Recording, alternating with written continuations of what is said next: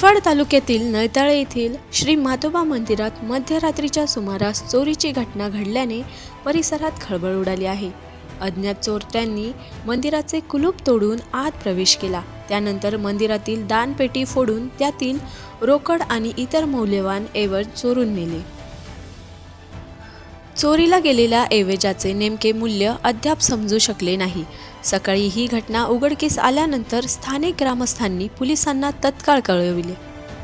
घटनेची माहिती मिळताच पोलिसांनी घटनास्थळी धाव घेऊन पंचनामा केला। चोरट्यांचा माग काढण्यासाठी पोलिसांनी परिसरातील सीसीटीव्ही फुटेज तपासण्यास सुरुवात केली आहे।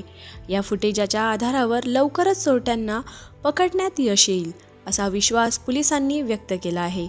अधिक तपास सुरू आहे।